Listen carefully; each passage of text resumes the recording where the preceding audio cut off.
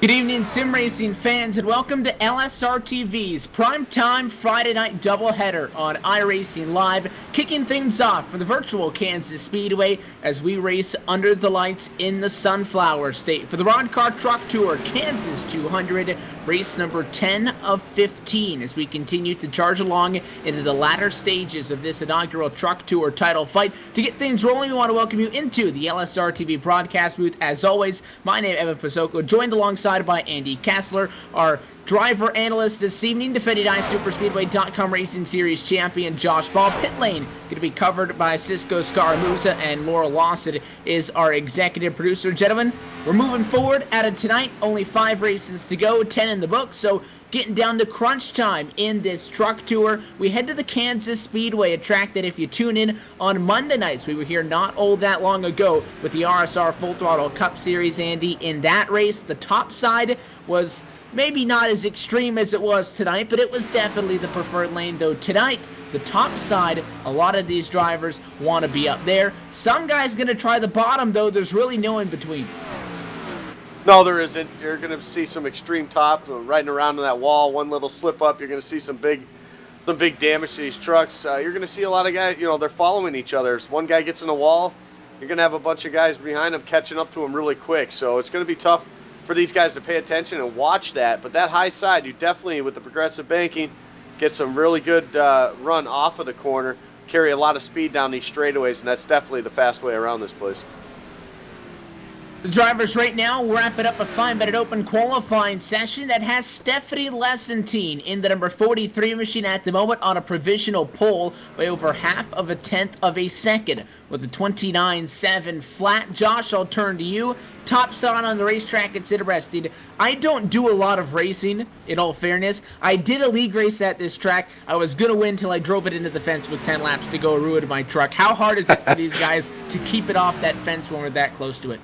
It's definitely going to be pretty hard tonight. Last week we were at Iowa, and the guys were up in the second group. We distinguished that Christian Peterson was better on the bottom that night. But, tonight I expect to see a lot of high side racing. It's a little harder to see your car, or your truck in this case, on the right side. So a lot of these guys, if they have 1 screen, 2 screen, 3 screens, it's going to be a little bit harder to judge how close you're to the wall. So I expect to see a couple people bouncing off the wall tonight, some banged up trucks. It's trucks. What do you expect? They're going to come out of here beating and banging, so it should be a good show tonight.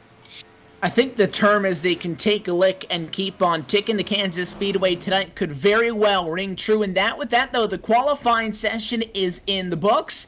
And let's get our first race of 3 on the evening kicked off. And let's take a look at the LSRTV starting grid for the Kansas 200. Well, we set it first career pole position for the driver of the number 43 machine, Stephanie Lessentine. We'll roll the GoPro Toyota Tundra off from the top spot. Again, she gets that 29.7 flat to gain the top spot. No stranger in the company outside. It's Josh Hanner's number 24 machine to start alongside in second. Ryan Keese, James Pileski could make up spots number 3 and 4, and they'll be row 2 for the drop of the green flag. And then as well, Rodney Waffer rounds out our top 5 in the 7 truck. That's going to leave Corey Henry in that 12 truck on the outside of row number 3. Starting 7th tonight will be that 38 of Jeff Figlin. Rod Flag, series points leader right now, only 13 points though, I might add, is going to start 8th tonight. 9th will go to that 25 of Daniel Ferguson. And rounding out the top 10 tonight in that 18 truck is Jimmy Todd. Shane McKeechin, Ramon Evans, Kent Connolly starting 11th, 12th, 13th. Matt Quick in the 89, and Sean Turner 36, round out your top 15. Mark Jorgensen Jr. will start from 16th, 17th. It's Tony Federer written out of the second. That driver, that is 13 points behind Rod Flag, second in the points. Going to find himself back now at what'll show up as 16th position in qualifying. Tony Fenn 17th, Ray written out of the second at 18th, talking about him. Tommy Hall's 19th, and then the last driver to put down a time in qualifying, 20th spot to the number 33 of Larry Camp. That leaves 4 trucks left that didn't take time in qualifying tonight. The 44, a big winner last week in his first race this season here at the RoddCar Truck Tour. Logan Clampett's going to roll off in 21st. The 94, Frank Brusilia, he's going to start 22nd. Dana Osborne and Chris Bassini are going to make up row number 12. Looking forward to a fun race here tonight with these guys. And the field rolls, we get set to go green. You take a look at the track conditions and the track preview for the Kansas Speedway Cisco. Before we get rolling, though, we've said it the last 2 weeks, and we'll say it again tonight. What kind of strategy are these guys looking for besides having those, sledgehammers out on the pit lane? Because they're up on the fence all night. This is a very difficult race for the drivers. Yep, they're going to be up at the fence all night. Apart from the tri-oval. The tri-oval is one of those few places where you can't actually drop to the bottom, maybe pick up, try and get a run on someone here. But I'd keep an eye on that number 24 tonight. He still hasn't gotten a win. He's third in points. He's itching to get a win. So keep an eye on that number 24, Josh Hanner, tonight. It has been a story of consistency through 9 of the races so far this season. Outside of tonight, we'll have 10 down and just 5 to go. Rod Flag, Ray Rittenauer, Josh Hanner, and Matthew Quick, the top 4 in the championship standings, all without a win. Stephanie Lessentine would like to add her name to the list of winners on the season. The slip angle truck is going to start from the top spot, the pace car down and away. We're glad to have you with us on LSRTV. Into the restart box we go. Green flag flies it underway from the Kansas Speedway. The Kansas 200 greenlit to turn 1 for the first lap tonight out of 83 total. Start to finish 125 miles on the evening, and it's going to be a challenge into turn number 1. Josh Hanner tries to hang on top side, can't do it. Drops the DuPont Chevy down to the inside and to the bottom, down the back, already with a crossover. Yeah, he's going to try that crossover move. We've seen the bottom line work in the past for the first couple of laps while the tires are fresh. But as the run goes on, you're going to see that top side come more into play. And right now, Stephanie Lessentine, she's all over that back bumper. Oh, contact, we got trouble behind right him. behind him. Saved Pileski into the fence, 3-4 wide. It looks like they're going to hang on. Wofford's going backwards. The 7 truck backing out the 93. More problems. Pileski again gets hit in the left side of that truck. And that Chevrolet heavily damaged on the left side. But somehow nobody is out of the race. And this starts from contact, as we said, with the 7 truck and the number 93 of James Pileski meeting each other on the front stretch. And Cisco, I'll go to you for that one because the 93, he was going down to hit the apron. The 7 truck did not go down, and they hit each other. Yeah, that was just, people trying to predict where they're going to be. And right now, a lot of chatter on the radio. People are not happy. Considering it's only lap 2 and they're, having a little bit of contact here. But a bunch of drivers not happy. Matt Quick's all the way in the back now. He's going to work all the way back up to to get back up into the top 10. Mark Jorgensen going to get some damage. Josh, obviously, Pileski picks up a piece of that one, but Cisco said it there. You take a look at the replay now. That's about somebody trying to guess where that next car goes. Everybody on the inside of the 93 machine went to the apron. So what does Pileski do? He goes to the bottom, assuming that everybody on the bottom's on the apron. The 7 truck did not go down, and there's the contact. It's to it. A lot of guys will be a little bit safer here in the next couple laps. It's a long race tonight, so it's a little bit bigger track than we've had the last couple weeks, so it should be able to spread out a little bit. As Mark Jorgensen. Oh, and that's a huge hit. Mark Jorgensen Jr. straight on into the outside wall. The caution flag will fly as that truck rolls to a stop.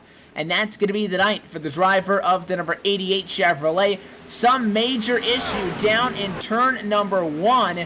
That truck into the outside wall. The caution flag is now out. And with that, we slow things down for the first time this evening. And, you know, we talked about how that incident earlier, Andy, that could have easily been big junk. Somehow they all keep it together, and just as they started to spread things out, that truck goes into the fence, and we're under the caution flag now. Yeah, that was a major hit right there. I mean, to the point, literally, that engine expired almost immediately from coming in contact with that wall. So a rough hit, and we talk about drivers having some good luck, some bad luck, and that 88 truck definitely over the past few weeks just has not had anything go his way, and it's unfortunate because he's been, most of his first part of the season has been up front running with these guys, racing for a win. So everyone's heading down pit road, though. They're going to come down to the pit lane for the first time tonight under the caution flag. Just 6 laps in Cisco. Stephanie Lesentine gets back to the top spot, and she's the first truck down. Yep, she's also going to have that number 1 pit stall, which here even is super critical here, you know, trying to get out in front of these guys. But you might see a couple 2-tire calls tonight. Some people maybe taking right sides only if they stayed up on that high line. But 4 tires probably going to be the call here for most of the drivers we're seeing. Right side's going up right now on the 43. It's going to be a 4-tire stop for all our leaders here. It looks like the first truck to take 2 tires is going to be that 44 of Logan Clampett, so he's going to try and get some track position. But Josh Hanner actually going to be able to beat Stephanie Lesentine, as well as Ryan Keese also able to beat Stephanie out. So Stephanie going to fall back to 3rd here on the pit road sequence. And Matt Quick going to lose. Matt Quick stays out, so from 3rd. And, you know, you talk about Stephanie Lesentine, a 15-plus second stop.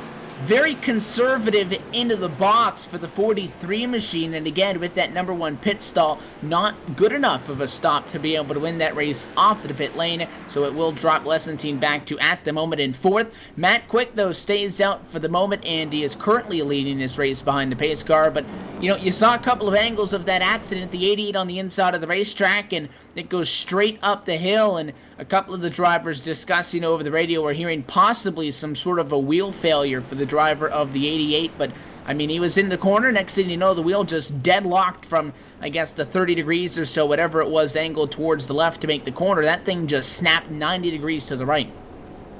Yeah, that's just unfortunate. I was talking about with the bad luck. I mean, what's next? I mean, you know, literally, like, the wheels are going to fall off that thing next week. I mean, just a rough season here in the inaugural Truck Series, and it just unfortunate. You know, it's we've seen him race up front, even in the I Super Speedway Series also. So just unfortunate luck. Every racer has it. You're going to have the times where everything goes right, everything is perfect, and then you're going to have those times where you just cannot do anything right, and right there to have your wheel just like that just stop working. I mean, that's just unbelievable and unfortunate. Hopefully you can get it all set up for our second half of this doubleheader here tonight.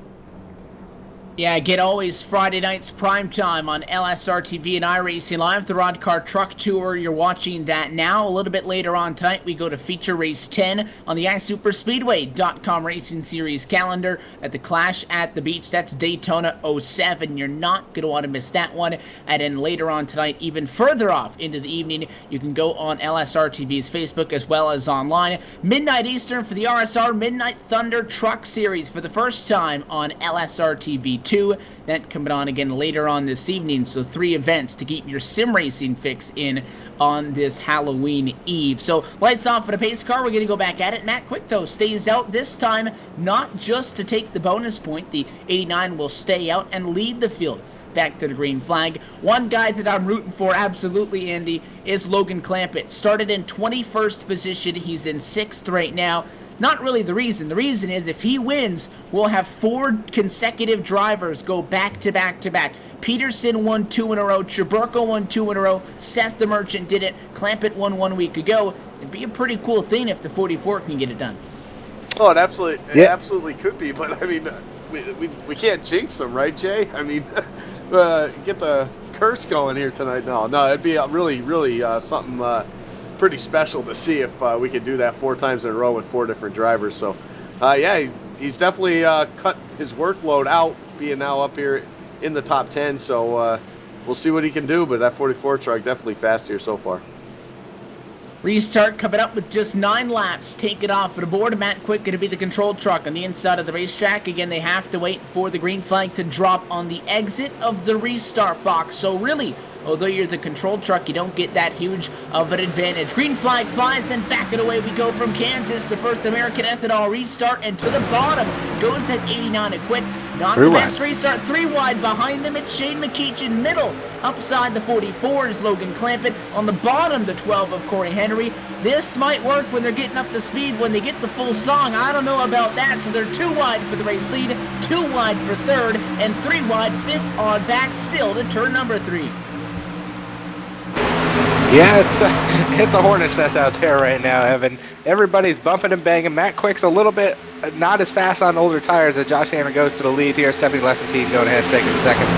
Matt Quick holding on to third, but Shane McEachin on that outside, just as we talked about tonight. Oh, contact there between Ryan Keese and Matt Quick on the bottom.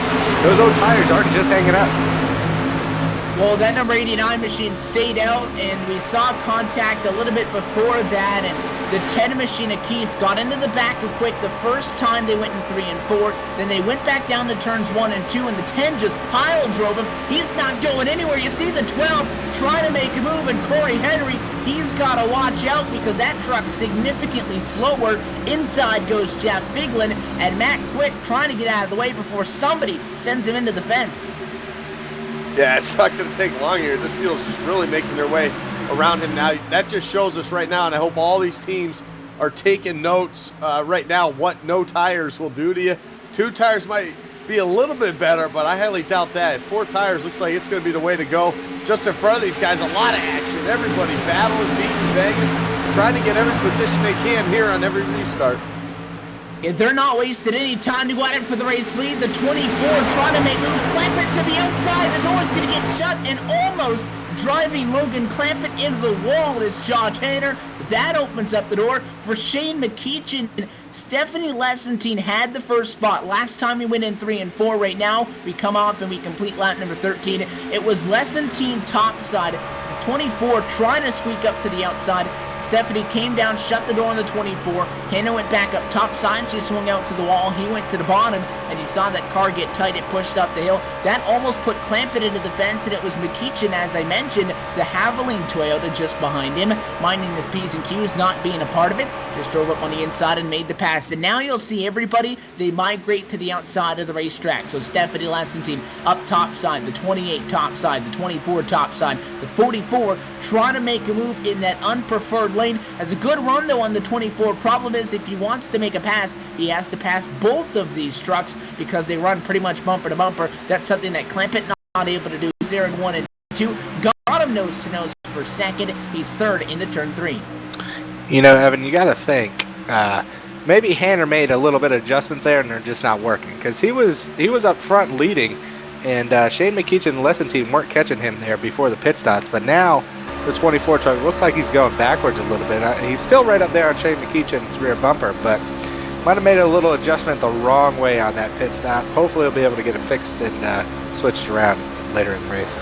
And these guys just not giving anything. Clampett almost clearing McEachin in the 28. Maybe 6 inches still up there, but he kept the truck up there, forced the 44 to bring her back down, and Clampett tucks in line between McEachin and Hanner. Then Hanner with a crossover, the DuPont Chevy, back to the bottom, side by side for third. I like to talk about practice speed, to talk about how fast the truck is. We don't know what Logan's Clampett practice speed was. We don't know how good that track is because he didn't practice. He didn't have a lap in the 40-minute practice session. Didn't have a lap in qualifying, Andy. Third position on the racetrack at lap 17. Compare that to a guy like Josh Hanner, you can kind of make some assumptions about that race car. 16th best in practice, but qualified in second. So, you know, strong qualifying truck. A lot of the practice speeds may have draft involved. That's something you have to deal with on a long green flag stretch. Or a guy like Dana Osborne. Take a look back at the number 8 truck, the Mountain Dew Chevrolet. Fastest in practice, did not qualify. So from 23rd to 8th. Cars on the wall. These guys hard into the outside wall. Dana Osborne's going to be caught up in it. It's Jeff Figlin into the outside wall. The 38 is going to scam that outside wall all the way around. He got into the fence. Ryan Keese plowed into him, and now almost coming to a stop. There's still no caution, but Jeff Figlin and Chris Piscini, more contact in turn 3. Those trucks essentially at a roll, and Figlin spun around 3-4 times. Somehow, though, this race is still green. That is absolutely amazing. All that action that just happened right there off of turn number 2. Quarter of the field. Yeah, at least a quarter of the field was involved in that. And the only people I think that were safe was about the top 7 there. But everybody making some evasive moves. I'm very surprised caution didn't come out right there for all that action that happened. A couple guys spinning. But overall, I guess everyone was able to keep the racetrack clean. Leaders were able to move on. And other than that, we're going to continue to race here. But we got a new second place guy right now. And that's a 44 you talked about, Logan Clampett. He's trying to set his sights on that 43 truck, but she's just not having anything for it right now. A real good, strong setup in that 43 truck, leading the way here at Kansas. The Clampett machine got to second. Hanner takes over third. McKeechin, Flag, Rod Flag going to get the spot top side to fourth. Corey Henry, Sean Turner, and that's a battle back there with 36 of Sean Turner. Kent Connolly making a move on the inside of the racetrack down into the corner. That'll be pass in 1 and 2. Bump the 088 up to 7th. Sean Turner will lose the spot, but still positive 7 on the evening after starting back in 15th position as he now rides in 8th spot. Still a pretty good net gain through it all. 21 laps now into the race, guys. The top 3 not spreading out at all. If anything, Logan Clampett may be the fastest truck here in Kansas tonight because he is closing the gap on Stephanie Lesentine. What we've seen so far, though, Josh, from the 43, she's not backing down. She went toe-to-toe with Josh Hanner and won that battle. Logan Clampett, 1 start on the season, 1 trip to victory lane. He tries to go 2 for 2. I was just about to say that truck is hooking up real good because he started to make a turn to the bottom, still in turn 4. Normally, the truck won't be able to do that, and, well, it got sideways, so obviously not gripping up as much as I had thought it was, but it is still very quick right there in second. He's applying the pressure, and while he does that 24 of Josh Hanner really not falling off. Yeah, exactly. And we're about 18 laps into this run. Most of the people came in, took 4 tires. So Logan Clampett, caution on the speedway currently. I'm not sure what it's for. If anybody else has got a better angle, I cannot see it currently. Got a whole lot of guys. Problem in turn number 3. All flies on lap 23. And it's going to be with Ramona Evans in the Borla Exhaust Toyota. We'll take a look at the LSRTV replay for you in just a moment. This is a lot of what we saw up front as you're watching it now, Andy. Guys pinching guys off the corner. They just ran out of room. Ramona Evans up top there, and he just gave the 7, not enough room. And they get turned around. They end up in the fence. The guys behind him. Terrible spot and terrible luck for Jimmy Todd, Daniel Ferguson. They had no way of getting around it. That's a 4-truck pileup down the backstretch to slow things down for the second time this evening. And with that, though, pit stop's going to come back into it. If we learned anything, it was that you want 4 tires. I would assume, Cisco, that's what Stephanie Lesentine wants. She'll come back down once again from the top spot.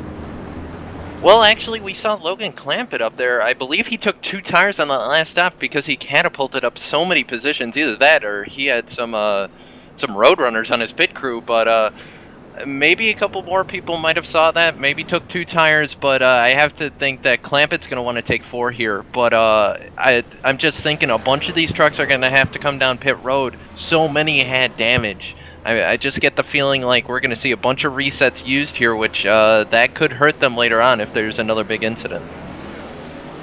And a drag race off of the pit lane. It'll come right down to the stripe. I think Stephanie Lesentine still had it. The sim is going to put the GoPro number 43 into the top spot. Logan Clampett has to settle for second. Rod Flag. Josh Hanner losing a couple of spots on the exit of the pit lane that time by. So nothing crazy going on this swing of caution flags. And we close in on the halfway point from the Kansas Speedway. With that, we'll step away for a brief moment. Back in a moment. You're watching LSRTV's coverage of the RoddCar Truck Tour Kansas 200.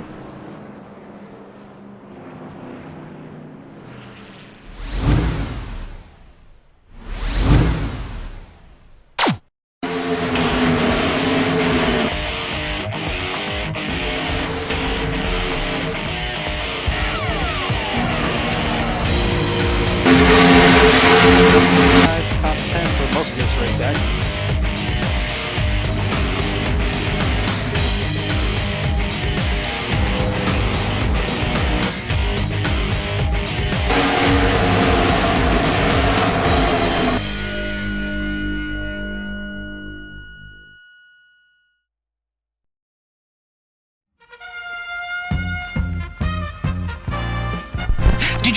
The lion's sense of vision is so powerful, it actually enables nearby creatures to see better.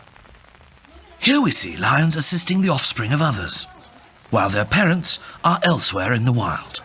Brilliant, isn't it? Making the wild kingdom look much better indeed.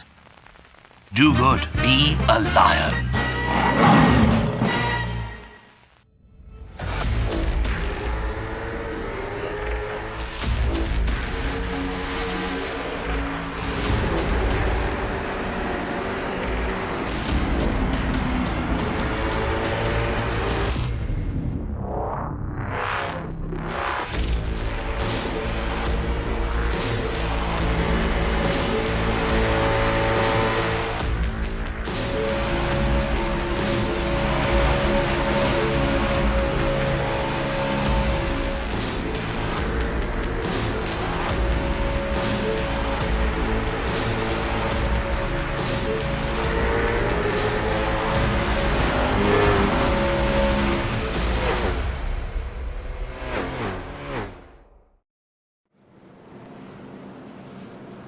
Back and the lights on a pace car are out. We get set for a restart. Coming up with lap number 27. Getting set to go into the books. And once again, a lone driver will stay out. This time, Ray Ritenour with the second out on the racetrack. Josh, we saw how that worked the first time. I'm not too sure how comfortable I'd be if I'm Logan Clampett, Josh Hanner, or any of the other trucks that are going to be behind that 87.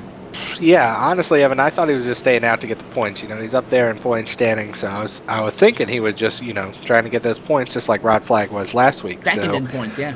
Yeah, exactly. But I guess Ritenour is going to try to see what those two no tires are going to do, and just stay out there and see. But as you've seen for the last couple restarts, last couple weeks, same story. It's not good. But we'll check it out here at the restart.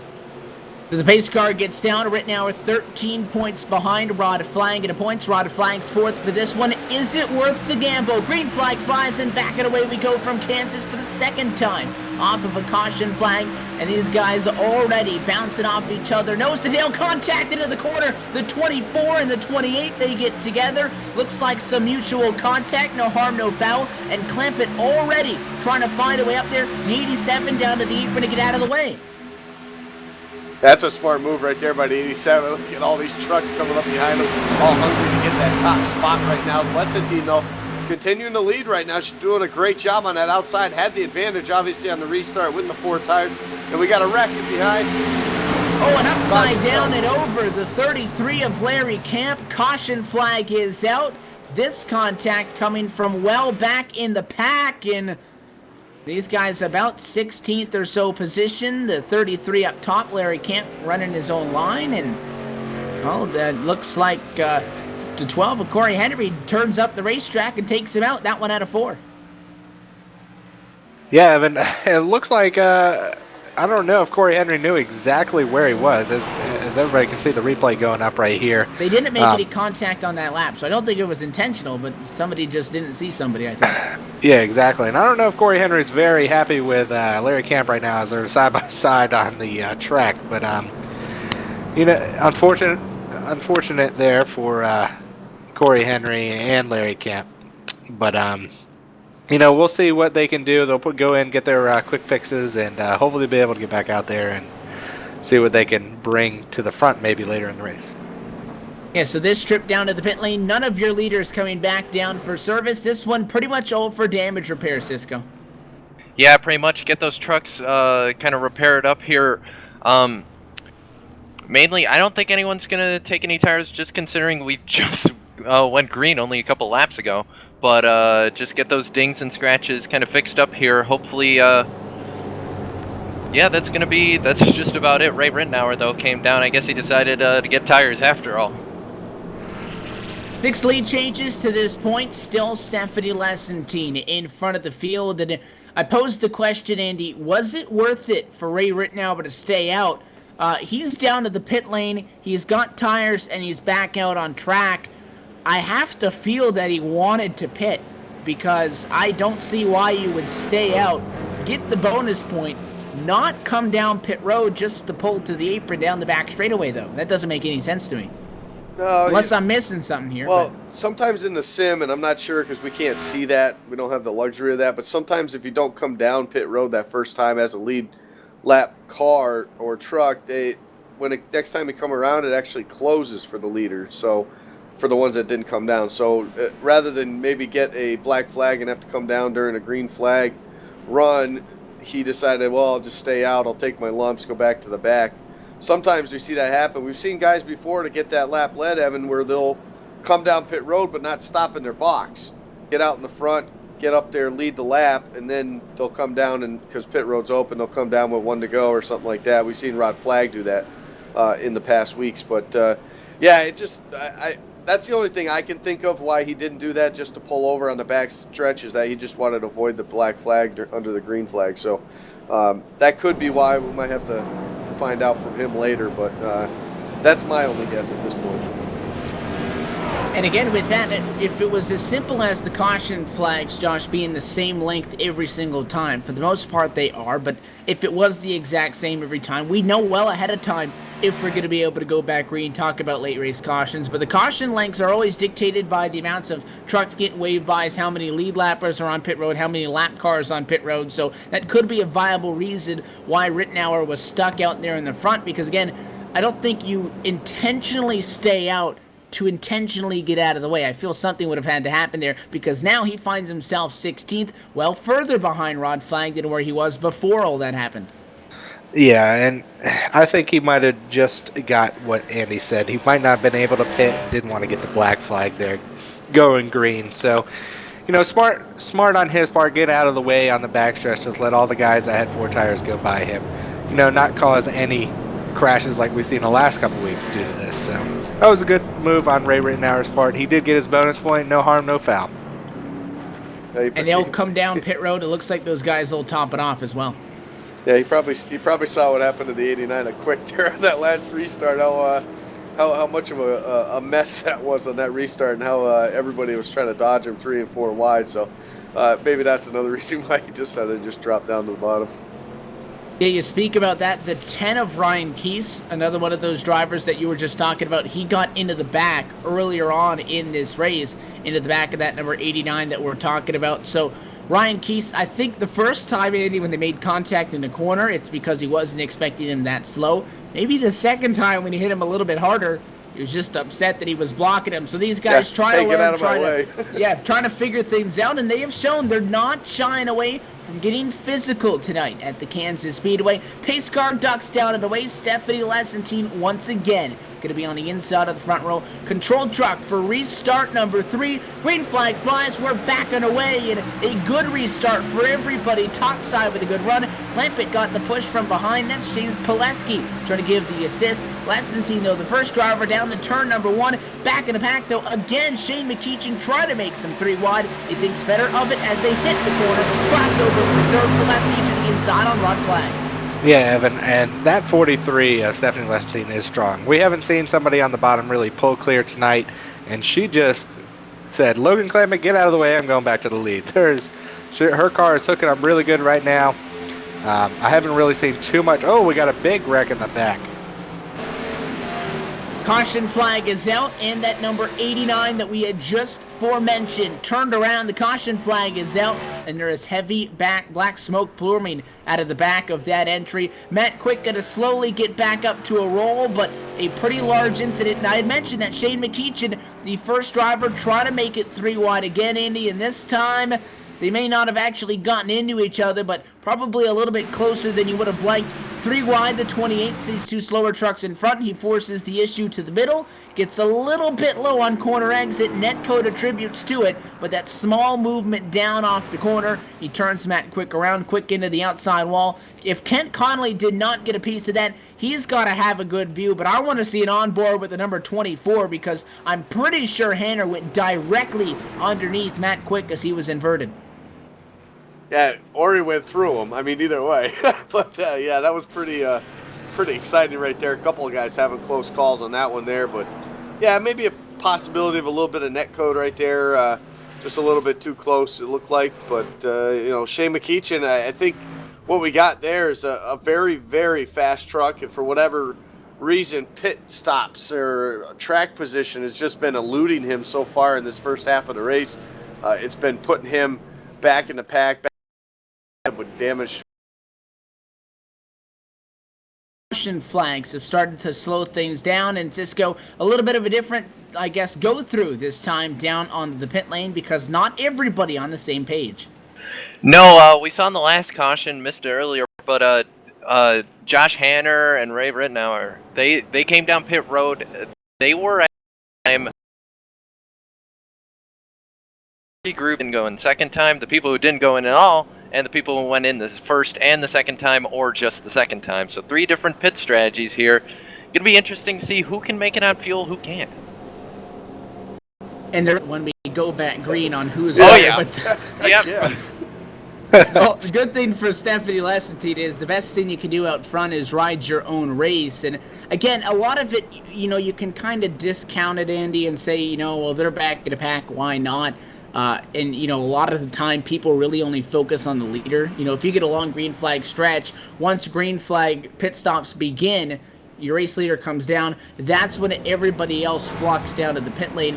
In this case, though, in a race that's dictated by caution flags, pitting now, that puts you in a position to stay out next time. Who knows when those cautions fall at the end of the race, and that could be very big. So a lot of those guys, they might have to be writing those notes down to see where is everybody, and as well teammates trying to work together and stick together. Yeah, Evan, and you know, you're looking at, there's a couple teammates up front right now. You got Josh Hanner and Rod Flag, part of Hanerick here in the Truck Series. You know, they're lined up 4th and 6th on this restart. Obviously, we talked about the high side being a little bit better here at Kansas. So Stephanie Lesentine, I think, though, has had the class truck of the field tonight. So it's going to be a little bit harder to get around her. Maybe a couple guys making a little adjustments on pit stops. I know Rod Flag came down that time and got 4 fresh tires. So I don't know, maybe made some adjustments, see if he can get his truck up there to the lead.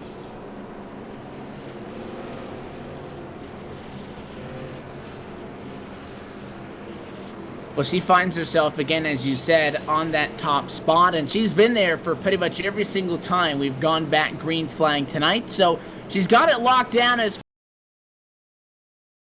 can drop down in behind her and follow that inside lane down through 1 and 2, and then you're up top side when you get the 3 and 4. We'll find out. It'll be a restart. 37 laps in the books as the pace car gets down and out of the way. American Ethanol restart gets this one back underway across the start-finish line, and the top 4 in a deadlock to turn number 1. Advantage, no surprise to the car in control. Look at the 24 of Josh Hanner squeezes his way down. Somehow that worked. Yeah, somehow. I mean, he was very lucky right there that he was given some room there by the 36 machine of Sean Turner. Sean Turner just, he could have had a choice there not to lift right there, but chose the better, I think, right there, and to give the space to the 24 truckers. Right now, Hanner, with those 4 fresh tires, looking very strong right now. Probably a couple adjustments right now. He's going to be battling for second now as they go back into turn 1. Gonna make that fight, and again, I don't really think he actually wanted to go to the bottom quite yet, but he kind of drifted down a little bit. Check up, hey, I'll take it, and with that left clamp it as the only truck up on the top side with the 44. Roll reversal, the JDR Graphic Chevy to the bottom, and it's Hanner top side in what's the preferred lane, losing spots, both the 44 and a 93 gonna get cleared that time at a turn number 4. That puts Clampett back in second, Pileski in third, and he came right up on the nose to Josh Hanner that time by Josh. I'm not sure the 24 appreciated that one, but those 2 trucks, they're finding some speed in an alternate line. Yeah, they definitely are. And everybody's getting pretty close right now. I'm looking a little bit further back. Shane McKeach and Rodney Wofford, Ramon Evans, they're racing hard back here for position right now, right behind Rod Flag in 6th. Everybody's going at it. It seems like, you know, we're only in lap 41, but everybody's racing like it's the last 10 laps, as you saw Hanner and Sean Turner almost get together. But it looks like a couple of guys are moving to the outside, a couple of guys are on the inside. So people trying to find a little bit lines different. So we'll see if Logan Clamp is able to take the lead away from Stephanie Lesentine here. Well, you'll see those two different lines. The 43 preferred lane up top, and the 44, I have no idea how, but Logan Clampett making that truck stick. Not going to be enough to get the spot at the start-finish line. Still S&T'd by 5/1000ths, but the shorter way around the racetrack, Andy, obviously the bottom of the racetrack. You see the 44 goes down, but the problem is there's no runoff, and a great move. Lessentine realized Clampett was going to be clear, backed it off a little bit, got to the bottom, and she passes him right back, and now she knows that lane is quicker than riding up against the outside wall. At least it is for the 44. She tried the line that time in 3 and 4, got the spot back. Don't be surprised as he starts to modify her line to try to stay in front of the 44, still stick with the top side this time in 1 and 2, and you see how much time that 44 gains up in the first half of the corner alone. Real tight there. Lessentine squeaks by on the outside. Clampett needs to make that move, and the only way that move works, Andy, is if he gets clear. If it doesn't, and he slides up almost in the fence like we saw there. Yeah, and the problem with running the bottom line so much like he is, it works great in the first few laps of a run, and maybe even after a restart, like he's had older tires right now. After those tires are able to cool down, the bottom side can work, but the problem is you're going to really chew up those tires really quickly. And right now, I think we've got a good example of that. I think Clampett has made his tires a little angry at the moment, because Stephanie Lestein's really pulled out to a significant lead right now, over half a second as they battle through 3 and 4 again right now. But still, Pileski's sitting there in third. He's going to try to get up to these guys. I'm surprised with the 4 tires that the 24 and 93 haven't been able to do as much as they have with these leaders. And it's Pileski and Hanner who have been at each other's throat that time. Again, through pit stops a little bit further back in the back. Kent Connolly comes down pit road just as we cross over the halfway point in the Kansas 200. And with that, let's take a look at our iRacing.com midway race break. We'll be able to do it, though. Caution flag is out, and it will do it at a slowed pace. Yellow flag out on the racetrack. Caution flies with just under 40 laps to go. The pace car already back out onto the racetrack in front of the field, and hearing possibly problems with the driver of the number 78 truck. We'll take a look at the replay now. It is Tony Fenn. That truck comes to a stop on the exit of turn 2, and another strange incident, guys. The 78 machine damaged, I think, just trying to get out of the race, Andy, and you go below the racing surface. We had 3 trucks wreck in turn 3 on the racetrack and no caution. Tony Fenn pulls to the apron to try to park that truck, and the sim throws the caution. Yeah, that's pretty amazing right there. I'm surprised he didn't just kind of try to roll back all the way down to the pit road right there. But yeah, that was very weird. Sometimes we can't read this sim and what it's trying to think. But yeah, that's very odd. We had some definite chances for cautions early on that didn't happen, and then you get something like this.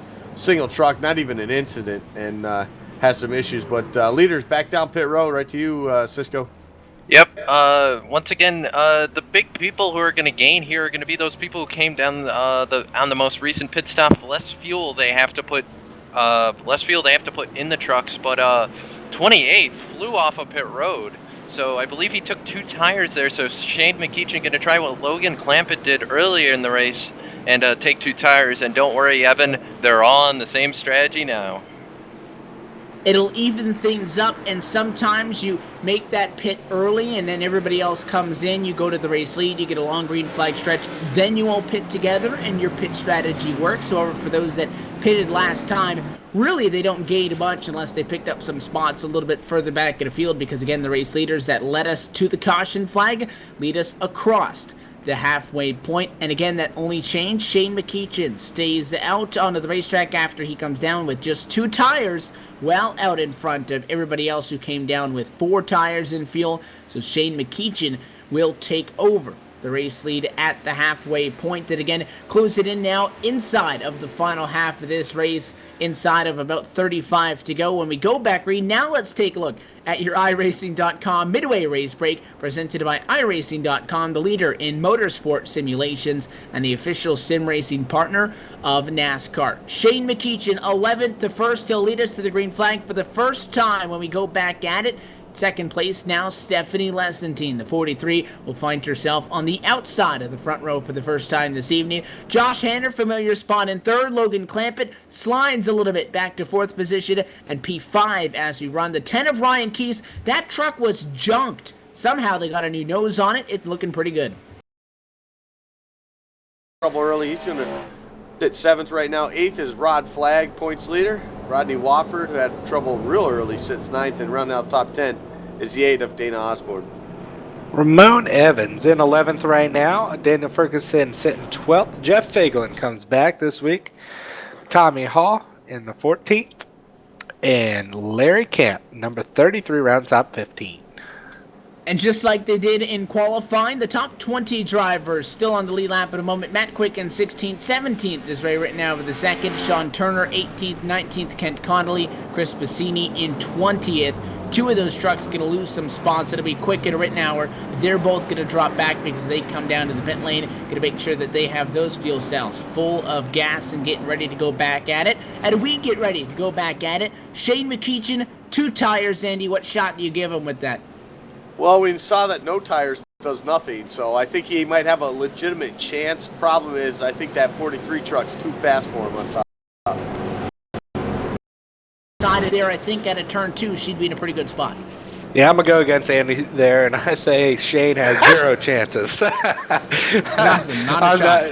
a shot. Not a shot. Josh Hanna right behind him. He's come back up through the field. Logan Clampett. I really don't think the 2 tires is going to work, as we've seen the last couple of weeks. So I think Shane is going to go backwards right at the beginning of this. It'll be 34 laps to go. Let's see what Shane McEachin can do. The Havoline Toyota Tundra going to be the control truck for the restart. The pace car goes down and away. A couple of these guys shuffled up. People that have been on the inside, on the outside now. How can they adapt to this restart? Close it in on the end of the Kansas 200, and green flag back in the air, back underway. We go at a pretty good start, at least out of the gate for Shane McEachin. Not a whole lot of tire spin. Question is, when they get up to full speed, how fast is that truck really? 28 enters, turns 1 and 2 on the bottom, enough to get clear of Stephanie Lessentine. If he goes up and takes her line away, that's good news for the 24. Hanner tries to look low, and the 28 not giving him an inch. How about shutting the door? Yeah, it's a great block right there. Shane McEachin trying to hang on to that position. But the problem is that 43 truck wasn't able to get a run right there. So Stephanie Lessentine right now, look at, she brushed the wall just a little bit, but now look at her now side by side. That's a battle for that 3rd spot with the 10 truck of Ryan Keese. He's been up front, he's been back to the back, now he's back up front. Stephanie Lessentine continues to fall back on that top side. Not looking good right now, sitting P4 as they run into turn 3. And McEachin was fast on the restart, but not quick now, and she got stuck behind him. Hanner finally opened up the bottom of the racetrack, and the 43 had to wait for an opening. It costs her 3 positions, though, Josh, and to the grass she looks. She won't have time to make a move. Caution flag back out. Problems behind these guys, and it's the number 36 machine with big problems. Yellow flies, and Sean Turner from 19th position in this race. Well, he's taken the virtual tow back to the pit lane because he had quite the accident in turn number 4. The caution is out. That was a 3-wide gone wrong. Nobody really made a mistake except for Sean. He just entered a little bit high, and, you know, when these racetracks were built, not with the safer barrier there, so the wall jumps out at you, Andy. It catches him. Car gets loose. He ends up in the fence, and he spins down right in front of a truck at full speed and goes for quite the ride. Yeah, he goes for quite a ride, and that 33 truck of Larry Camp had nowhere to go right there. Trucks all around him and everything, so a lot of different things going on in that little incident right there, and a tough break for all those guys. But it sounds like we got an amazing wave of people going down pit road there, Cisco. Yeah, but once again, more strategies. Evan, you're going to love it. 24, 43. Got my calculator ready. 12. 93 all stayed out here. They think they're looking for another caution. Everyone else came back down pit road. I don't know. You know, we saw no tires not work for one truck, but maybe a lot of trucks. Maybe people won't get past. It's going to be close off pit road. 28 and 10. And on the pit lane as well, a little bit of strategy. So Josh Hanner stays out in all of this. joined with Stephanie Lessentine, Corey Henry out there, James Pileski, Ryan Keese, the first driver off of pit road. The number 10 Toyota Tundra exits the pit lane after completing service. So he'll be the first truck out on fresh tires. He took 4, entered in first. It's fitting that he exited in first. The 28 of Shane McEachin with the challenge. The Haviland Toyota 4 tires as well, who exited pit road in second. 4 tires for the most part. And you know, we talk about, now Josh, I'll go to you for this one because you did not think that we'd see much out of the Haviland machine of Shane McEachin. He was starting to get run over, so I'll call it a draw between you guys. So now, these guys up front, Josh Hanner, Stephanie Lessentine, Corey Henry, James Pileski, top 4 drivers, just pitted. Everybody else just pitted again under the caution flag. So those new drivers now have the tire advantage, but is 3 laps, 4 laps enough to make that big of a difference when you're talking about the trucks staying out being the fastest trucks we've seen all race long? You know, honestly, I don't know. I'm going to go with I don't know on this one because obviously I thought Shane was going to go back like a rock. We didn't really run that many laps, so didn't really get to see where he went. But he was starting to slide. It was going to get bad, I feel. They were getting impatient. But now he's actually in a good position. I think he's in 6th spot right now. You got some. He went down pit road, got his truck all fueled up and serviced. So it might have been a good move on his part. But you know, it'll be interesting to see if the 24 of Josh Hanner can challenge Dean, which has been the class of the field tonight. But one other thing that's lingering: are we going to make it on time, Evan? We got about 19 minutes left. A little bit less than half of the race. What do you think? Well, we work lap 54 now. We're going to have inside of 30 to go. You can make it if you go green, but if you don't go green, you're cutting it pretty close. We'll find out. I feel like we'll be right on the cusp. 2 cautions. We don't make it on time. That's the assumption that I would have. The lights go off on the American Childhood Cancer Organization to pace cars, so we get set to do it again. Car's going to stay low, though. 1 additional driver going to get a wave by, and looks like Frank Musilia rejoining the lead lap, so these drivers wait to get double filed up, and they will do so. Plus, Corey Henry on the apron, trying to conserve some fuel maybe in that number 12 Chevrolet. Restart going to be with 28 laps to go from Kansas. Hanner this time, the preferred lane on the restart in front of Stephanie Lessentine. Andy, I'm looking forward to this one because it hasn't gotten ugly between the 24 and the 43, but if you want a definition of good hard racing, these two have been going at it since the drop of the green. Oh, they absolutely have, and I expect nothing different on this restart here. The only difference is that 24's got the bottom side, she's on the top, so we talked about it before with the older tires. She stayed out a couple times there with cautions coming out, and it didn't seem to slow that truck down. So I think she'll be fine. I think the 24 has definitely made some great adjustments here in as this race has gone on, and I think those 2 guys or 2 trucks will be just fine. 28 laps to go at the Kansas Speedway. Green flag flies at an American Ethanol restart. Big checkup back in the pack. The 44 has to shoot 3 wide, and he'll be able to slow things down. 4 wide behind them as Tommy Hall up the middle. Those drivers hope that they did not change lanes too early. Otherwise, they may have been black flagged from the sim. It looks like they're all good, so the race for the race lead is on Hanner on the inside of the racetrack, exactly where he was on lap 1 when he crossed over the 43 out of turn 2. She crossed him over right back and forth. This time, that lane not available. How about that number 93? Pileski up the inside, right on her door to the bottom. Hanner goes to 1, and Pileski wants number 2. Wow, this is a great challenge for the lead right now. You know, we haven't seen Pileski challenge too much tonight. Stephanie Lessentine's just not in the preferred line right now. I don't know, maybe she didn't make too many adjustments. I know we didn't get to go in the pits there, so we got to battle 3 wide back there for 6th, 7th place right now. But she's starting to fall back a little bit. Let's see if her tires come in and she's able to get back to the front. And that 3 wide battle you talk about, Logan Clampett stuck behind it, trying to go to victory lane tonight for the 2nd week in a row. That time is slowly starting to diminish, and he's making some aggressive moves as he tries to get back up through the field. For the race lead, though, Pileski stays down low, and the 24 gets clear. He goes right up top side. Do we go 3 wide? Lessentine with the run. She'll think better of it. She goes top side, but the outside, Andy, you get clear. Everybody goes to the outside. The bottom, though, has been a viable line in the second half of the it room that time for Pileski to throw the block. What happens in turn 1? Do they make it through? Well, they're going to make it through. It kind of looks that way right now. As long as we keep can hold that thing down to the bottom 3 wides here off of turn number 2. Look at that power move by the 43 with that huge run on that top side. She's going to be able to hang on to that second spot now. Now she's going to put a battle for the lead. She drops underneath Hanner off of turn number 4. Does she have enough coming down the straightaway? Not this time, but here comes a big run right now from Shane McKeechy for that 3rd spot. He's going to try to get him on back bumper. We got 6 trucks now battling for this lead. Watch out for that number 28, Shane McKeechy. He drove it in hard in the 1 and 2. And I'll talk about not giving an extra inch. Almost contact if they did not touch in the slightest. It was a big move for Lessentine on the outside of the racetrack to get clear on the 23rd. There's the contact. That's it. Pileski sideways into the outside wall. He'll spin down the track. He collects Rod Flag. Big accident at the start-finish line. Caution flag will fly.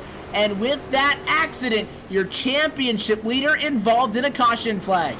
Wow, that was, you knew it was going to come to that, Evan. There was just so much havoc there going on the top couple positions. Everybody was racing super hard. I'm surprised it took that long. They were wrecking for about 5 laps in a row. They just didn't hit anybody until then. Exactly. I mean, 3 wide, almost 4 wide for the race lead, and unfortunately for points leader Rod Flag got caught up in something that wasn't his mess there. Unfortunately, that's going to hurt his points tonight. As you see, everybody can see the replay going up right now.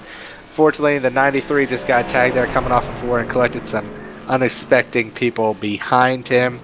And unfortunately, you know, with not too many laps to go left, that's going to end some people's nights. And with that, Hanner in a spot to take over the points lead, Andy, it's difficult to place blame on this because if this isn't in the situation that we're in, I'm blaming the wreck on the guy that gets turned, James Pileski. Now, you know, he gets turned, but evidently he was on the bottom and he went all the way up to the fence. So, you know the truck's tight. If you need the white line to the fence, how can you expect the 10 truck on the inside to work with 7 feet? But it is late in the race. He's pinching him down. He's doing what he needs to do. The 10 truck really, I don't think, can do much about that truck pushing up. Everybody's done that. Yeah, you definitely have to, you definitely got to, you know, I guess account for that. You can't really, I don't know if you can really point the blame at the 93. He is trying to pinch him down to try to keep that momentum on that top side. But again, like you said, it's almost an unwritten rule or a driver respect kind of thing right there. You know you need the racetrack. You're hoping that the guy at the bottom, the guy on the top gives you the room if you're on the bottom. So I think right there, just kind of it's something probably that could have been avoided, but I'm sure it's not that big of a deal. And we got the 23 truck there, Rod Flag. Stayed out to lead a lap, so trying to get that bonus point even though he was in trouble. He's probably going to get a quick fix here. I don't think he really had any damage early on in this race, so he might be all right. There's still plenty of time. He might still come out of here as the points leader if he can get himself back up near that top 10 right now, because that 24 truck is definitely strong and definitely running up front here to the end. If Rod Flag wins this inaugural RoddCar Truck Tour Championship, he owes Rodney Wofford a home-cooked meal because the 23 got clipped, and it's a hard hit for Rod Flag. If there's anything good about that is that he went in back end first, but he comes back down the racetrack. Rodney Wofford probably should have knocked that 23 35 feet in the air. But somehow they stay off each other. He doesn't get nailed by 2 additional trucks.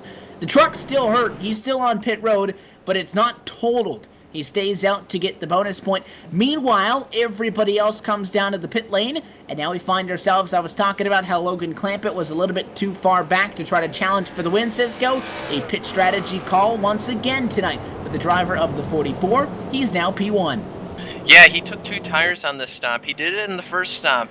And I can't help but wonder, are we going to see what we saw happen to the 28 truck and to the 89? Are we going to see that happen to Clampett? Is he just trying to beat out the rain here? I have no idea, but it's going to make for an exciting restart as he's the only guy up there who took 2 tires. Josh Hanner, Stephanie Lessentine, Ryan Keese, and the rest of everyone took 4 tires. So we'll have to see.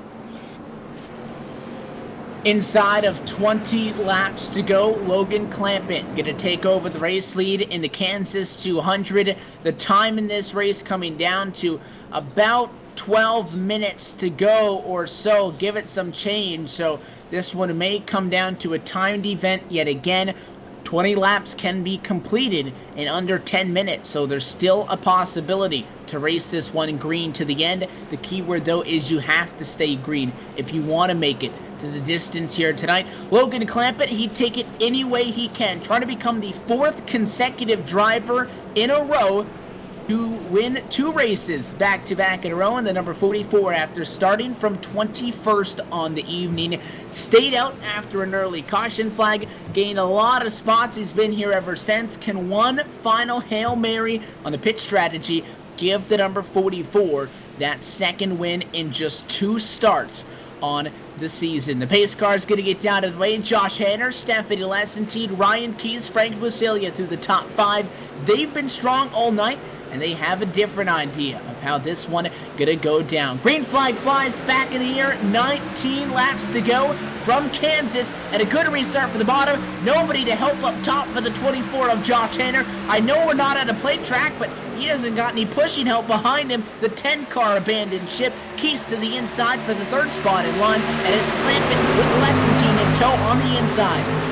Yeah, unfortunately, we'll see the high super speedway truck or cars later, but if you're looking for draft help, it's not there for Josh Hanner right now, as Logan Clampett to the lead, Stephanie Lessentine trying to follow, and it looks like they might be able to get it done here, but Josh Hanner staying on the outside, holding on as much as he can, but those 2 trucks, Logan Clampett, Stephanie Lessentine, pull out in front right now.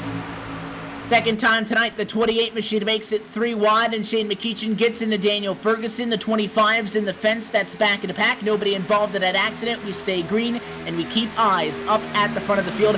Hanner tries to take a line that those top 2 aren't. He needs to find some extra speed, but the fence not the quick way tonight at Kansas. It is open setup championship, allowing these guys to get a little bit more out of the race trucks, and that dive to the inside, Andy, is actually prevailing here at Kansas, and Lessentine, who has been running up against the fence all night, realizes that, lost a little bit of time, that time in 1 and 2. This is not a case of look up at the ticker, there's more than 15 laps to go, set him up.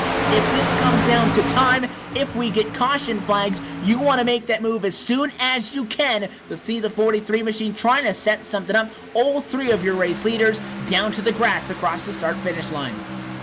Yeah, back into turn number 1. Lessentine just been content right now running in the tracks of the 44. I think she's got the speed. She's got the tires to beat him, but right now she just can't find that way around her right now. It's the 24 Hanner now. He's going to make a move. Here goes Lessentine now to the bottom side. She's going to pull up on that rear quarter panel of the 44 truck. Logan Clampett going to try to hang tough on the outside. Look at that 43 truck, though, muscling it to the inside. Still going to have a nose in there as they head back into turn number 1. You'll have to give up a good entry to keep it on the bottom, and that was not a good arc, though, into turn 3, and you could see that number 43 struggling on the power to get back off the corner, and again, that time, she had to sacrifice the arc into 1 and 2 to be able to keep on the bottom. She'll lose the spot from it. Now Josh Hanner slides to 2nd. Ryan Keyes right there at the 10 machine.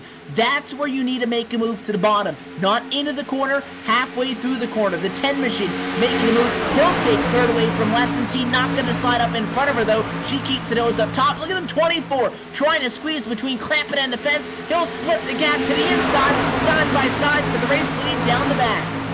Wow, and they're going at it right now. You know, there's 15 laps to go. I know the guys sometimes don't know the time. Real close there in turn 3 and 4. Hanner almost slides up into Clampett. Lessentine's going to have a run. She's going to go back for 2nd off into the front stretch. She's not taking no for an answer. Back top side for Lessentine. Logan to lead run. I think she may be faster, Andy, but again, the problem is you have to set him up for a pass. I better hope she's watching the 10 of Keys. Make the move in the middle of the corner, not the entry. Problem is the 44, he's so very strong going into the corner. Yeah, he's got a fast truck also, and even with these 2 tires, been able to hang on to this race lead currently back into turn number 1. Now everybody's moved to that top side now as we've run a few laps into this run right now. The top side is the one we want to be on as the run goes on. The problem is trying to pass somebody on the top. There isn't much room between that truck and that wall. It's going to be tough to make a move right here. It's going to have to be a slip-up, I think, on that 44's part. As here comes Hanner again with a great move, a good draft right there off of turn number 4. He's going to lose a little time down the front straightaway. Not too much, though. It's a great battle right now between the top 3 going for this race lead into turn number 2. It'll be 10 laps to go the next time across the start-finish line. With that, that'll give you, if we don't get a caution, maybe 30 seconds to a minute of spare time from getting to the end of this race if they continue at normal race pace and this race ended on time. It is right down to the wire. Clampett, Lesentine, and a 24 of Hanner. 1, 2, 3 at the moment. Single file across the start-finish line they go as they try to determine who's going to win this. If these 3 trucks have problems, who's behind them? Jeff Figlin, the 38 machine, in 4th. Ryan Keese in 5th. Half a second behind. They wait in the wings to see what happens. The 43, though, on the left rear. They race so close in 1 and 2. Now in 3 and 4. Less than 0.2 of a second separate the podium, and they're going to follow each other all the way around. Yeah, Evan, this is going to be a great battle. Top 3 right now, all nose to tail. Those 2 tires are working out for Logan Clampett tonight. Just on the restart there with everybody battling, he was able to get out to the front. Stephanie Lesentine losing a little bit right now on his back bumper, but Josh Hanner pushing her down that back straightaway. Guy's going to have to work around a lap truck. It's James Pileski, and Pileski communicating with top 3, trying to figure out where he needs to go. The 43 in an interesting spot. Josh Hanner, he's backed out a little bit, Andy. I think he's trying to get some perspective on what's going on. For Lesentine, she is right on the back of that number 44 Chevrolet. She's got the draft help, but that car has to be tight behind him. Yeah, she's definitely going to be a little bit tighter with no air going to the nose of that truck right now, but she's trying to search for something, dropping down about half a lane, trying to get some air to that nose, trying to find some kind of speed, trying to maybe pick her mark, trying to, she's got all this time right now. Well, not a whole lot of time, but she's got a couple laps here. She's been trying to figure out which way she's gonna try to get around this 44 truck. They've kind of set the gap right now back to 3rd to the 24 of Hanner. So right now it's just those front 2 that are going to try to battle this out. Lesentine, though, she's running out of time. Laps are starting to click off here as we're going to get 5 to go this time. And if you're just tuning in, we're inside of now the final 6-5 laps of this race or so, and you're watching the battle for the race win. It's Logan Clampett, after starting from 21st position, trying to pick up his 2nd win in just as many starts. Stephanie Lesentine, first career pole position tonight, trying to get her first win. Also, they trail 1-2 at the moment. Joshua Hanner starting to run out of steam, though. The DuPont Automotive finishes Chevrolet back in 3rd. Now in front of the 38 of Jeff Figlin. Figlin trying to hold off Ryan Keese for 4th position, but the top 2 now starting to get a little bit physical, a little bit of a tap that time to turn 1 inside of 5 laps to go. The next time around, just 4 laps will remain. How physical can you get at speeds and upwards of 185 miles an hour? Another little bit of a tap that time. Yeah, they're racing real hard up there. It looks like Stephanie Lesentine and Logan Clampett. It's going to be a battle to the end now, as a caution will probably end at this point and on time. It looks like it's going to be all down to Lesentine and Clampett. The problem is she can't go to the bottom. She gets to the bumper, Andy, but she knows if she goes down like we saw last time, it may not work, and if it doesn't work, she'll lose 2-3 truck lengths. There's not enough time left at this point to make that up, so she has to stay on the bumper. She has to wait and then go for it or broke at the end. This time by 80 in the books. We'll start 81. Is that the bobble she needed? No. She'll stay on the back bumper, and they push with 3 laps to go at Kansas. Logan Clampett trying to hold off a hungry Stephanie Lesentine right behind him. As she sits, and there's the bobble, the 43, sideways in turns 1 and 2. Down to the apron, she will save it, but that's what you call 110%. A little bit too much. Lesentine will not get the win at Kansas. Well, that's unfortunate right there for Stephanie Lesentine.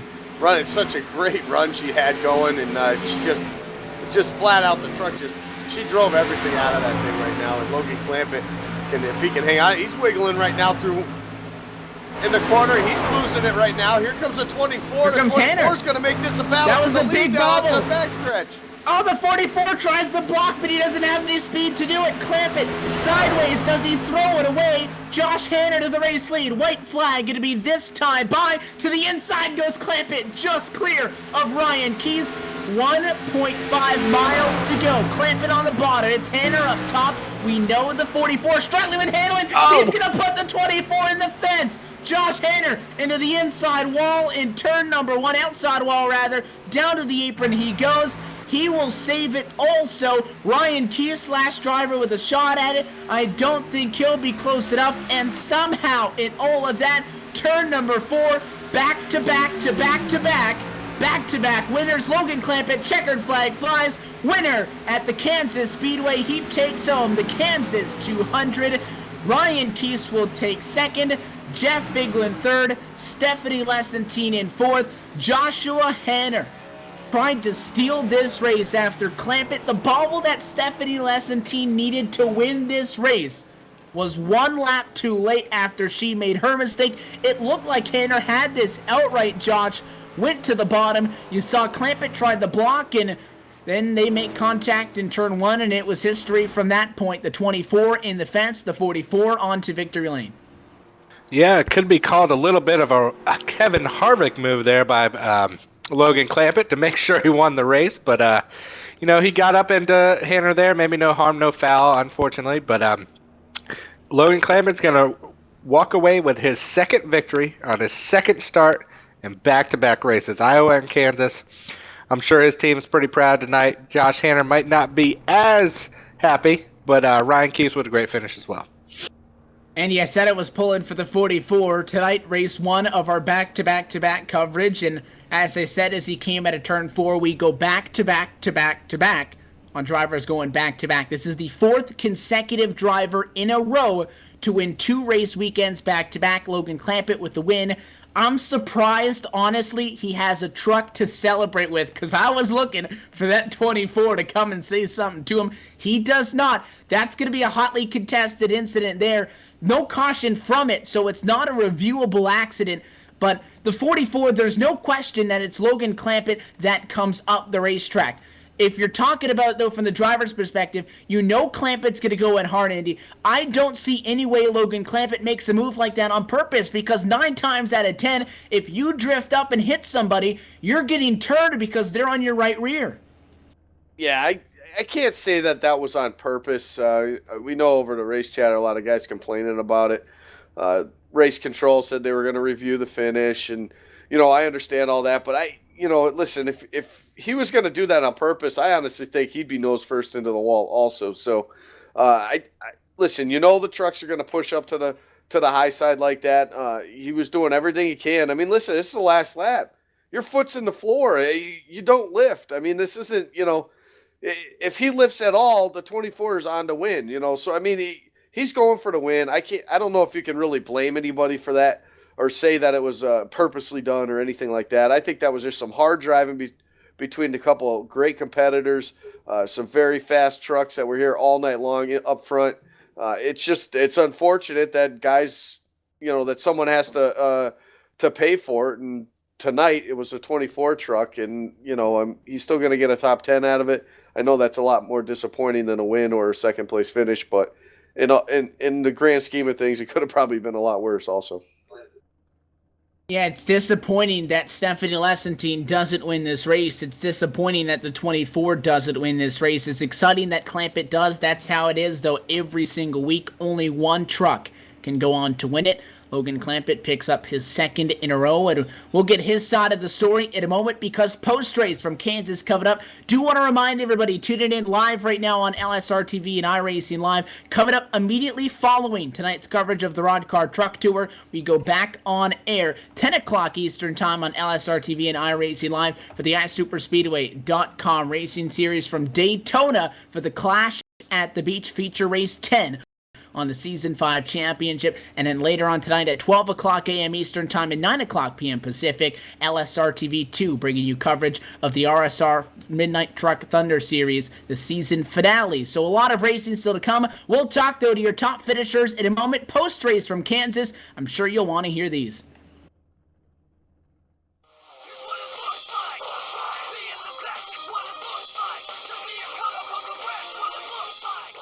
Domino's TYJ Racing League is proud to announce we are now taking driver applications for our $2,500 purse inaugural season going green January 2016. At Domino's TYJ Racing League, you get paid cash, not gift cards or die casts. Cold, hard cash.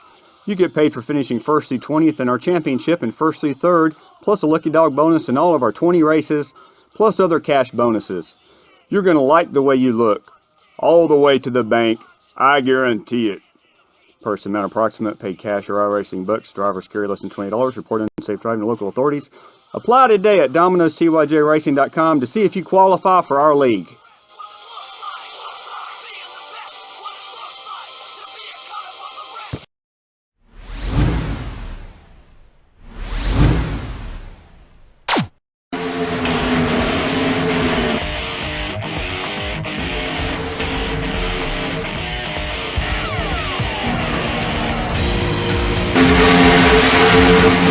Top 10 for most of this race, actually.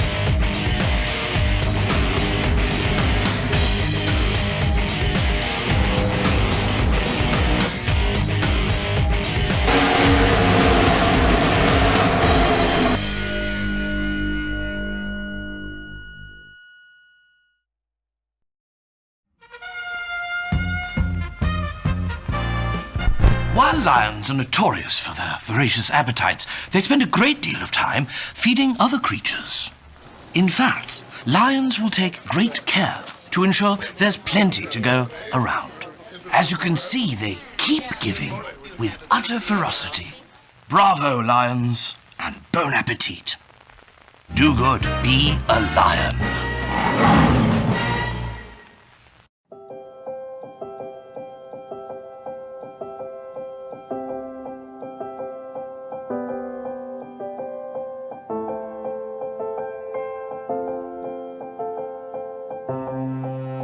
Trucking has always been a part of me. It started years ago when my dad and granddad were hauling vegetables to market in Liverpool. The family immigrated to Canada in the late 60s and settled near Alliston, Ontario. I bought my first truck in 1982 and Mercer Trucking was born. Today, Mercer Trucking has over 50 trucks in terminals in Toronto and Los Angeles. Our storage facilities at both terminals can handle any size of distribution needs throughout North America. We service the continental US, including Hawaii and Alaska.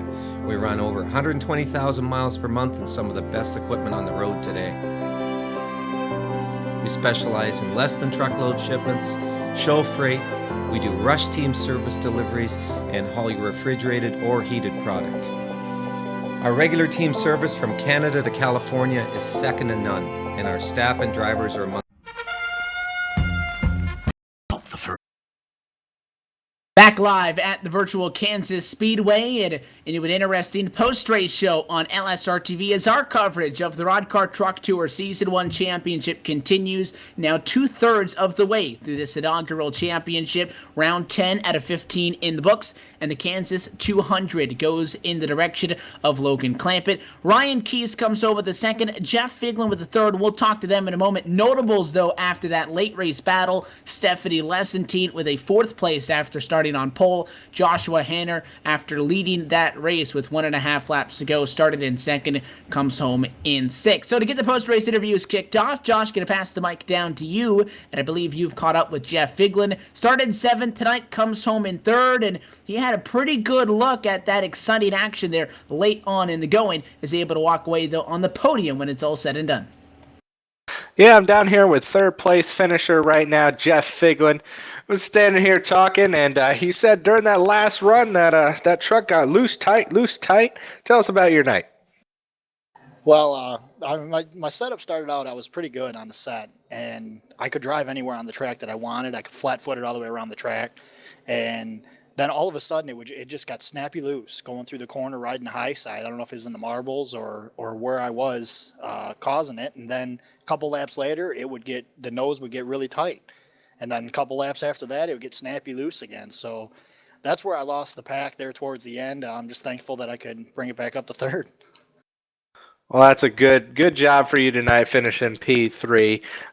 We definitely saw a lot of cautions out there tonight. It seemed like the track changed a little bit. There was a lot of lot of different grooves. I mean, the high side seemed to work a lot of the times, and then the bottom works sometimes. So you got any insight on that? And where was your truck better really throughout most of the race, or did you make some changes and get it to where you liked it?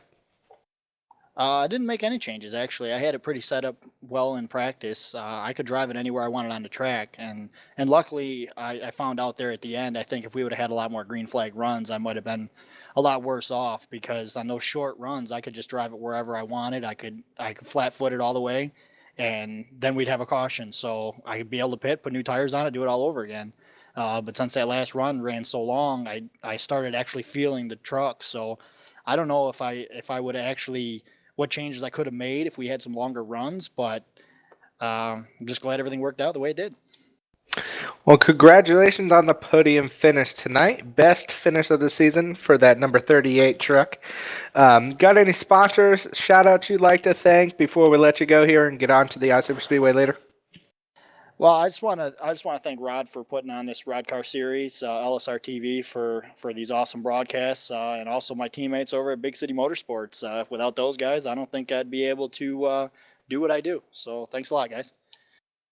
Thanks again. That is Jeff Figlin, your third place finisher tonight. And I think Andy has caught up with our second place finisher tonight, Ryan Keys, down on pit road.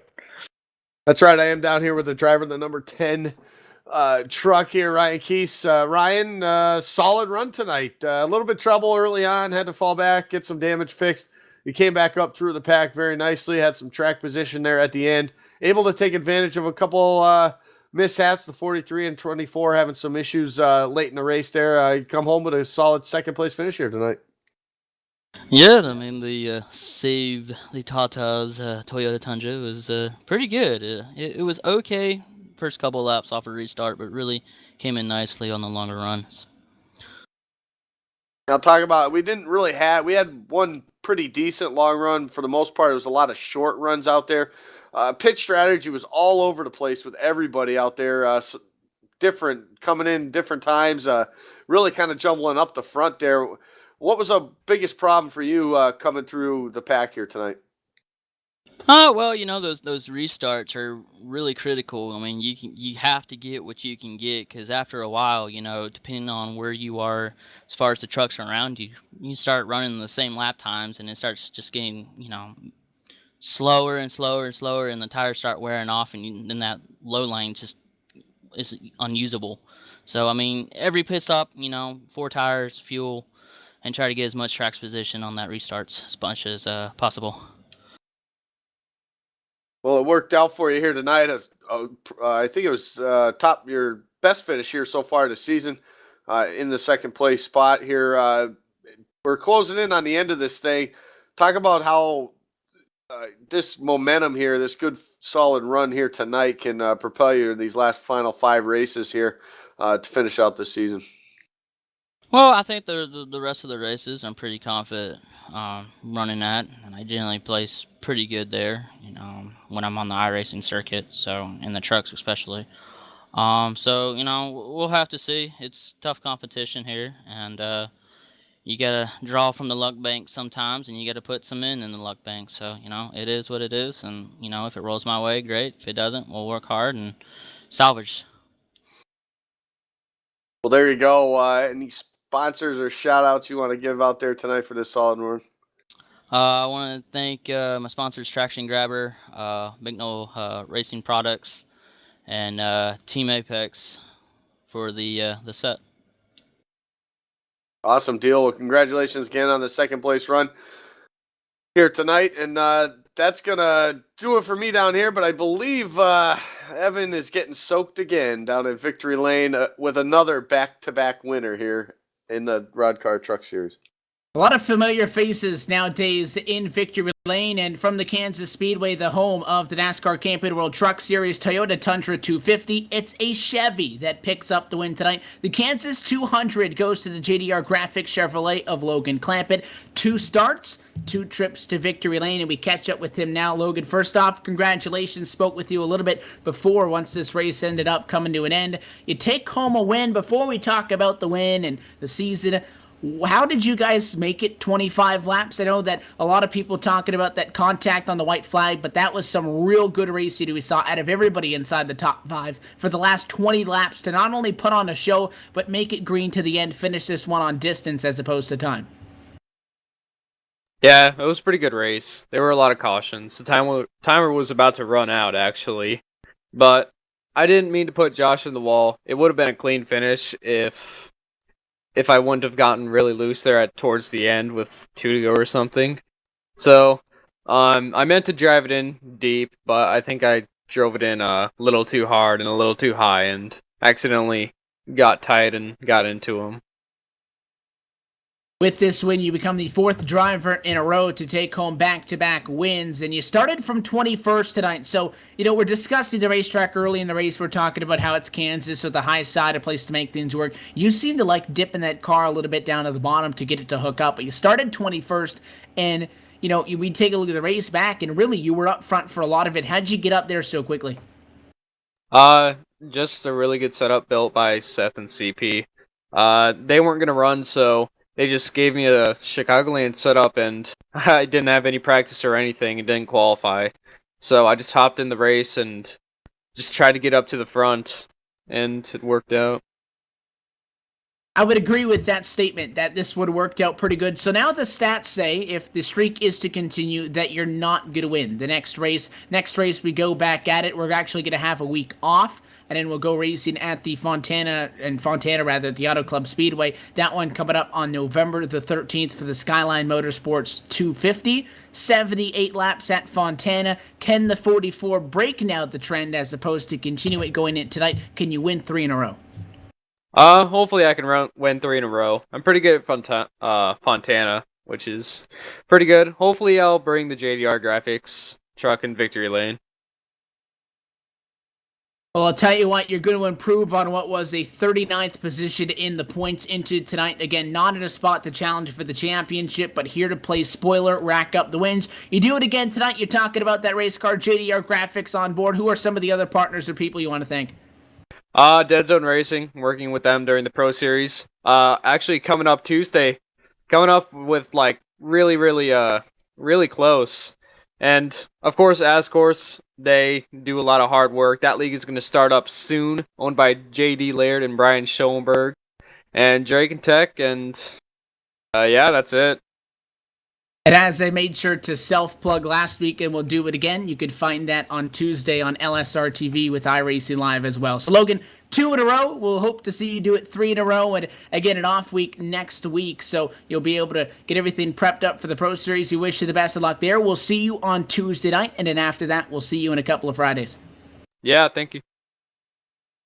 So guys, your winner tonight, we got to get rocking and rolling because part 2 of our triple header in just a few moments from the Daytona International Speedway for the iSuperspeedway.com Racing Series Clash at the Beach for feature race number 10 on the Season 5 campaign. But before that, we have to put race number 10 of the inaugural championship with the RoddCar Truck Tour in the books. And Josh, I'll turn to you first because I'm a fan of superstitions, and I said that Greg Hooks let me down. Because in the iSuperspeedway.com Racing Series, 3 years in a row, it was the runner-up from the previous season to win the championship. He was unable to do so, so that's why I'm bagging on him. Here, though, the streak is alive. Who wins the next 2 in a row, I guess? I don't know. Yeah, unfortunately, I broke that streak last year for you guys, and killing me. I don't know. Yeah, exactly. I don't know. I think Josh Hanner or Stephanie Lessentine is definitely going to be the one that goes out there and possibly wins in 2 weeks.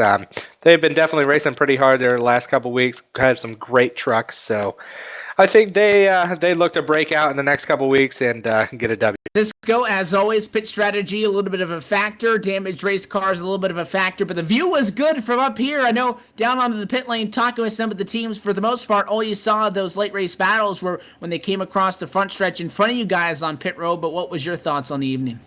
It was definitely one exciting race, Evan. Even down here on pit road, it was interesting to watch and see all the different strategies that panned out. But at the end of the day, it was 2 tires was king today. So I didn't think coming in tonight that I would be saying that, but it worked out for Logan Clampett. So, Andy, does that mean you win your little debate there with Josh because Two Tires ends up paying off in the end? Logan Clampett goes on to win it in what I have to say probably, and I know we say this every week, it was an exciting race that had a lot of drama. Tonight, though, the drama at the end really wasn't with, a lot of guys crashing. I mean, we had a bunch of yellows there in a group, but at the end, I mean, you got 20 laps green to the end. These guys just put on a show.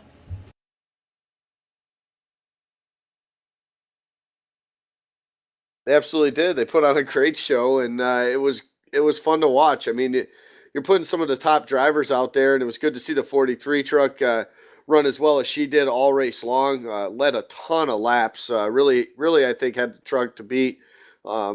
She showed a lot of speed, faster even than the 44. So it was just unfortunate for her.